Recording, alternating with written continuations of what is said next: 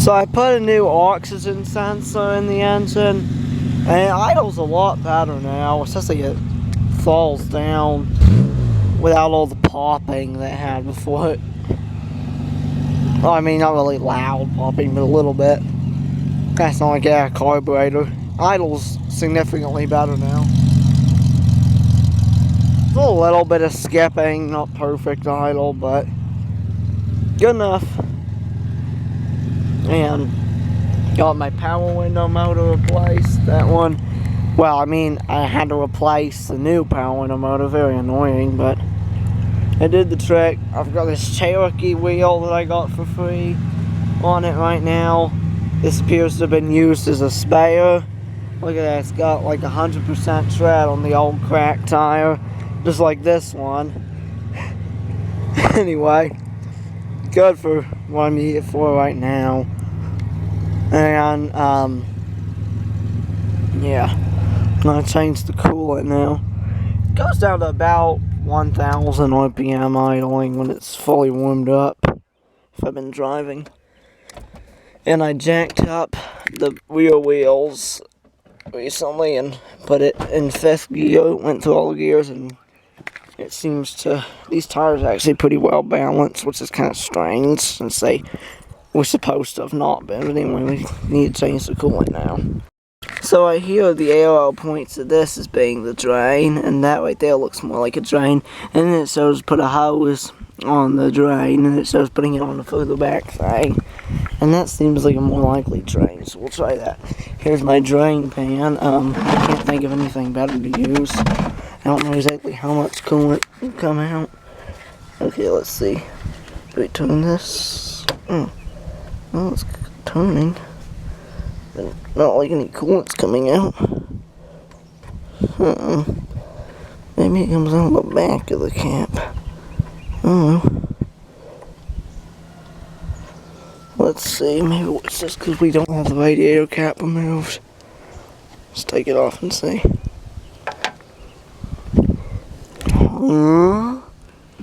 Why isn't the coolant coming out?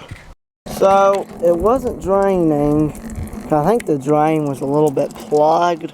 So I started the engine and let it warm up until the pressure started to build up in the radiator, and that knocked it. Whatever debris was in there loose. So once it started to drain, I turned off the engine again.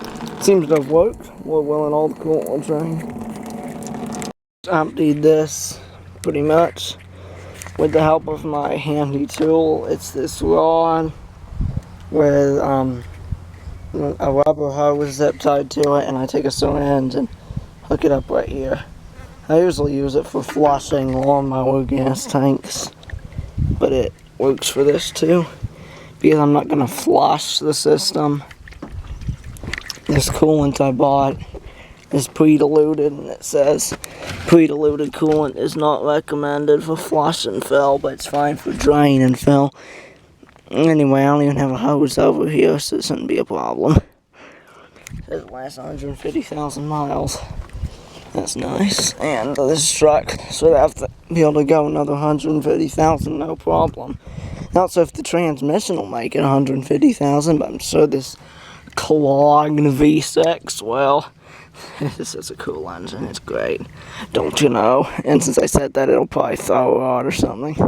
I don't know. It's got a bit of an oil leak back there that burns off. If it sits for a couple days and I start it up, I see it burning off. Well, like that won't cause a problem.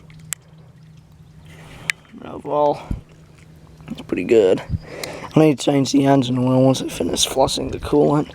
Oh yeah, I'm going to try to super glue my mirror back up and see if that works. I attached the mirror again with super glue.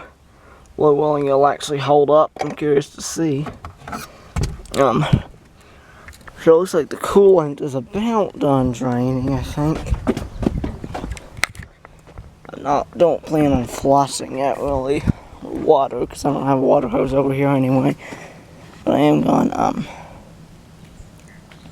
just pour a little bit into there to maybe help flush out the actual radiator. A little coolant into there, and it's dripping quickened. But I guess I'll go ahead and put this in now. It's probably pretty much new coolant dripping out now. Okay, so I got that end piece tightened back up. Here's our old coolant. And we'll start putting in new coolant. Let's see. So we're supposed to put the heater controls in maximum heat. Let's see. Worm. I don't know if that actually affects it or not, though. I guess maybe I should put the fan on. I don't know. Guess I ought to turn it up too. I'm not gonna bother with that. Anyway, so let's fill up the radiator. So we fill up the radiator for its opening here, and then we'll start up the engine and keep adding till it's full. Okay, so I used up a little more than one jug and it keeps overfilling now. We're going to fire up the motor.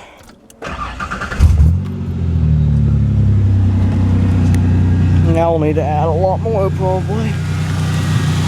Look in here. Keep adding until it overfills now. So I finished filling through here and then I added this until it's a little bit over the cold full mark. So that'll be about right. Now I guess I'll put this in the truck because I'm probably going to have to put a little more in later. Let's see. Have very little storage space with this tiny little cab. I guess I'll put it back behind this seat once I get some stuff out of the way. Yep. And I still got 4 jugs, which is good because I need to change the coolant in my van too. Maybe we'll have reasonable clean coolant. Probably not great since I didn't flush it, but better than before. I need to change the oil once the engine finishes warming up. So just changed the oil. I had forgotten to put it up on ramp, so it's kind of hard, but I got it changed. And I had to add a little more coolant already. Let's see if I have to add any more. So I don't idle quite right, but otherwise I think it's ready for the bed. A couple days ago I went ahead and put these brackets on. Just attached with 5/16 bolts, but they ought to be sturdy enough. So there'll be pieces of wood bolt here, come to about this high. And then I'll put more of these brackets. Oh, these are lawnmower transmission brackets. Craftsman lawnmowers like this one here. Anyway, so I have pieces that come up to about here, then more of these brackets, and then boards going across, and then boards going across the top like that.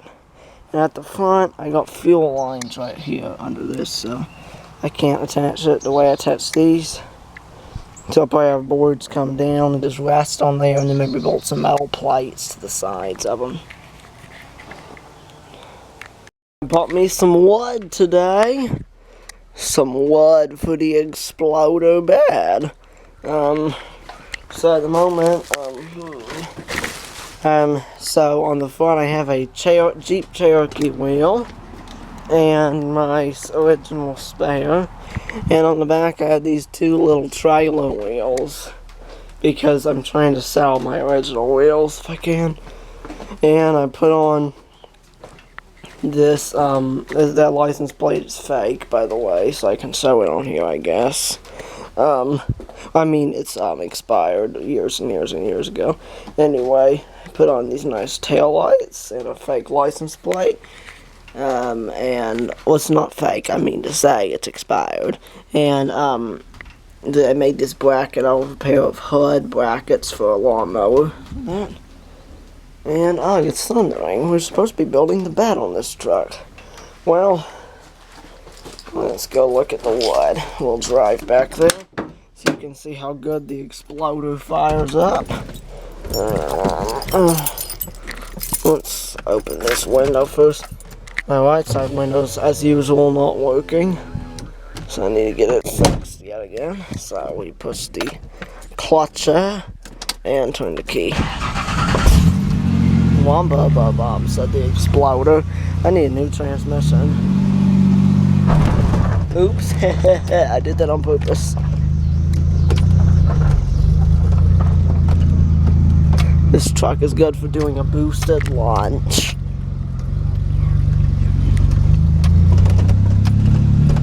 Got my handy knob so I can sew the scene with one hand. Oh yeah, I put this truck beside my dad's Ranger and compared them both idling. I'm pretty sure this tachometer is inaccurate and reads a couple hundred RPM too fast. Cause, yeah, the engines sure look like they were idling the same. Alright, I'm gonna have to stop the video so I can back up. Here we are at me workshop. And let's go look at the wood. Frank Small Engine Repair is the best. Come here to get your mower fixed. Here is the wood. Good, good, good. It looks mighty nice. Rice, rice, rice. And I got me some bolts there. I'm not sure if I showed in the video before.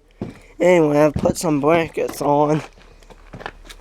They're just held on by these little 5/16 bolts, but they all hold up really good because, I mean, gravity is for them pushing down against the chassis. Not over here. But anyway, this will only be holding 1/6 of the weight. And it's pretty strong. Anyway, I won't be putting anything real heavy on the flatbeds just for show. Actually, it's not just for show, but still. So, yep. Oh, I have these two wires here for side marker lights. And we have red ones here. And amber here. And I want to get me some little green lights. I saw some on boats when we were at the, riverside or whatever, and that gave me an idea. I should put a little green light here and one here, but I'm not gonna have them cheesy white lights lighting up the insides of my fenders to show off my tires and get muddy. Yep. This truck is gonna be the best, and this tires look way too small. Okay, so let's just see. Let's just compare. So this wheel is tire is about 29-inch diameter. And I think these are about 27. Actually, even more like 26. I didn't even have a lot of extra space because I'm going to be putting 31s on this truck. Okay then. Well, it might rain. Well, we'll go ahead and get it ready. Let me close this window. That would make a long bed. I don't think we're gonna have it be that long. Let's see. Still be a 7-foot bed. I think we'll cut it right here, probably. Right at the tail lights. Let's put it here.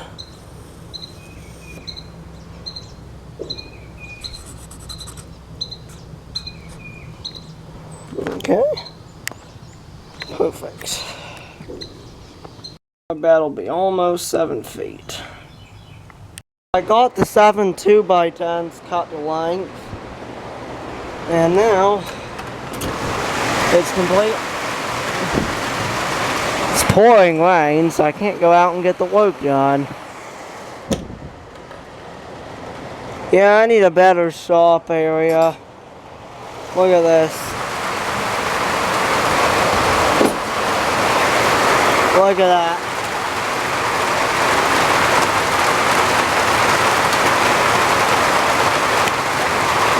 Quite a bit of flooding today. Test fitting the wood.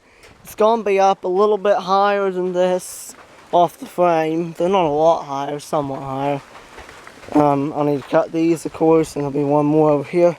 It's going to look really good, though. All the boards pretty much are cut to length now. The only ones that haven't been cut to length are these little support ones that'll go from the frame up to the bed. So, Lord willing, maybe it'll quit raining and I can do that tomorrow. Alright, so I got all these set up. None of them are quite the same height, but I can make up for that with the brackets. And yeah, but so the cross pieces fit pretty good, and so it'll work pretty good. It's a lot higher up than those, but the 31-inch tires will come up to like right here probably. If I haul a mower with it, the mower will be up pretty high. Anyway, it ought to work pretty good. Alright, so I got everything pulled off. So the next step is to clean everything up and coat it with Raptor liner. So I've got all my wood set out to dry here. Once it's dried, I need to go blowing off too. But I don't know how long I should let it dry. I guess I probably should wait till we get back. We're going to the beach, and we'll be back on Thursday. So I guess I should wait till then to do it. Let's see. Raptor liner. Let's see. It says you're supposed to apply it with spraying, but I'm not gonna do that. And let's see. So I'll dry 5 to 7 days. Well, I need to have some time to let it dry for sure. Yeah, I think I'd be wise to wait a while. So what I'm gonna do, I'll probably leave all this as it is, let it dry until we get back from the beach. Then I'll spray it, and then I'll need to, well, not spray, I'm gonna roll it actually, but after that, I'll be able to let it dry for a while, and then I can put it on. So that's the plan. Okay, so I ended up going ahead and I got all the painting done. I did 1 coat on each side. I was going to do 2 coats on each side, but with all the rain and stuff that keeps blowing in here, I decided 1 coat on each side is enough. But anyway, I got that done. It's already drying, actually. I wonder if the Raptor liner soaks in the wood, because it's, I mean, like on the surface, it's already pretty dry. Whereas it's supposed to take like a day to get pretty dry, even on the surface. So maybe an hour or 2, if it quit raining, I can go and start putting the bed together. Because this stuff seems to dry pretty fast on wood. It looks pretty decent too. Looks about good enough. I have the 6 supports bolted on. These ones are pretty sturdy. They don't wiggle much. These front ones have a lot of wiggle to them, but they'll be sturdy enough when it's all put together. So I have this back piece bolted on, getting ready to bolt the front one, but first I want to do a quick check. It looks pretty good. Of course, there is a huge gap here, but we're adding 4 inches of tires, so it'll be a reasonable amount of gap.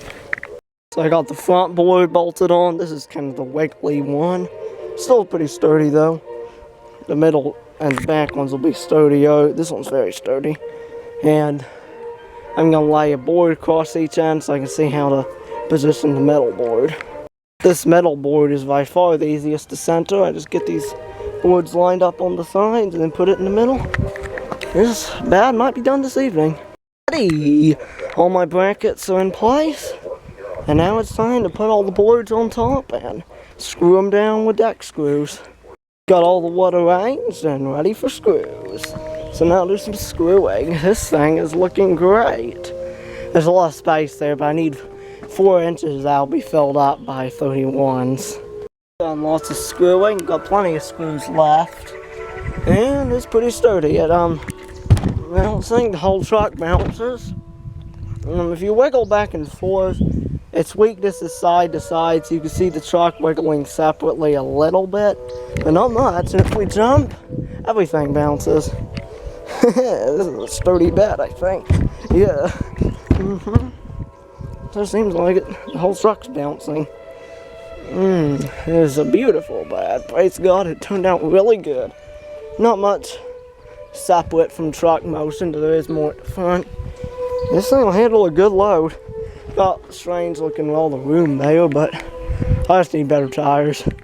And of course this area here, that can make a good tool storage area. Not to mention convenient fuel pump changes. So I guess the next step will be new tires. I'm definitely gonna want to put some hooks on here for hooking tie-down straps.